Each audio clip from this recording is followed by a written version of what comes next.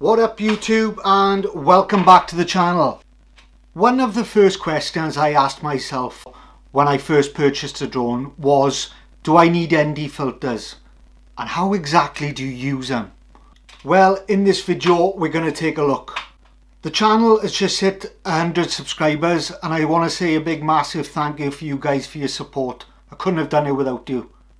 If you're new around here, please consider subscribing to the channel so we can hit our next target, which is 200 subscribers.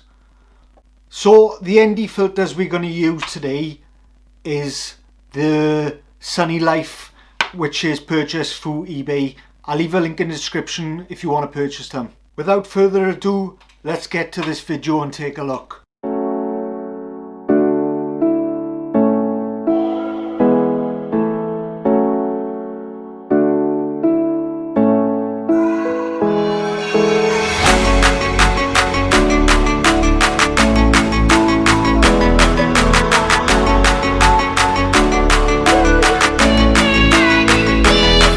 So welcome back. We're just going to send the drone up now in a local area, and we'll just have a look in whether you need ND filters or not and how exactly we use them.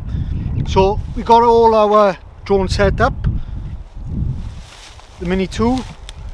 So make sure you stay tuned, just have a look what this is all about. We're not going to bother sending the drone up for this one. This is exactly what it looks like without the ND filter. So we dropped the ISO down to 100 and we're recording in 4K 25 frames per second because that's what I always use, is 4K 25 frames per second. So we need to double our shutter speed, which is 1/50. So if you just look, you can just see it's overexposed quite massively. So to turn the overexposure on, you just simply need to click on the three dots in the corner, go over to camera, scroll down and you'll see the sign that says overexposure warning. Just make sure that's highlighted.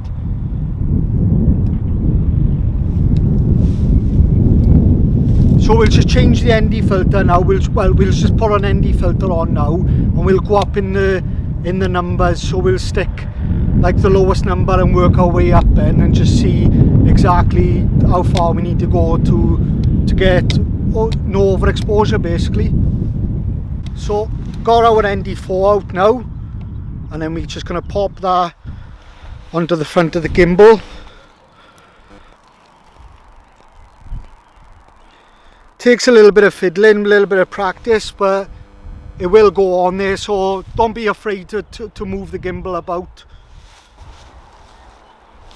And if we look again now, it's coming down a bit. It's obviously on, the MM is on 2.0, so like I said prior, we need to get that down to as close to 0.0 or 0.3 as we can. The next one we got now is the ND8. Same again, just pop that onto the front of the gimbal.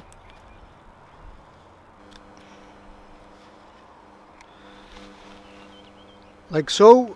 And then we'll check that in. So it is coming down gradually. It's on plus 1.7 now. So we're going to need to go up an ND filter again. The next one now is the ND16.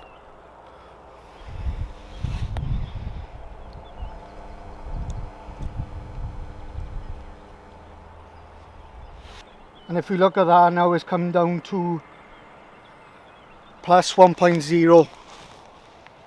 So obviously we need to go one more up, which is the ND32. Let's just pop that on the front of the gimbal.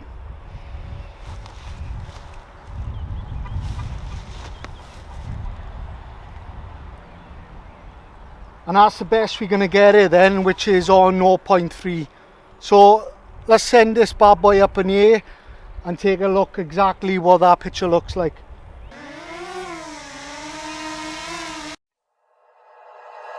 Like you, be strong to hold the powers of the sun.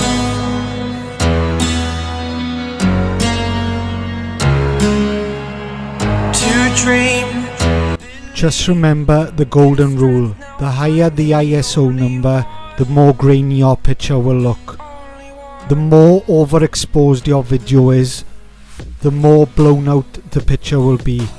You will never ever be able to retrieve this video again.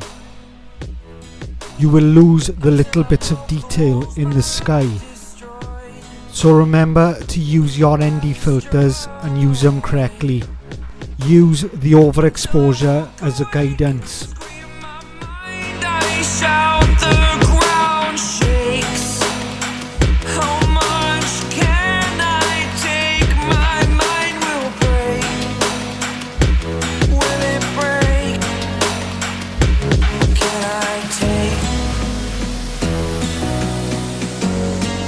Can I be your superhero?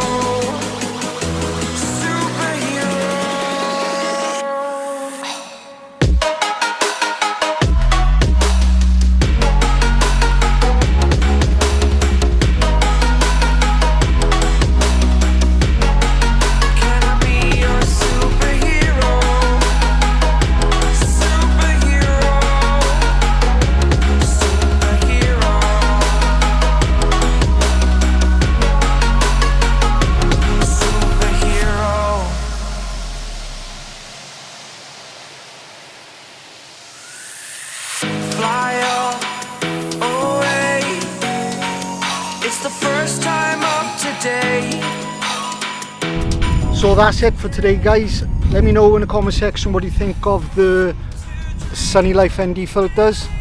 If you want to purchase them, I'll drop the link in the description below. Let me know in the comment section what you think of the video, and don't forget to like, comment and subscribe. Helps the channel grow, and I'll see you guys on the next one.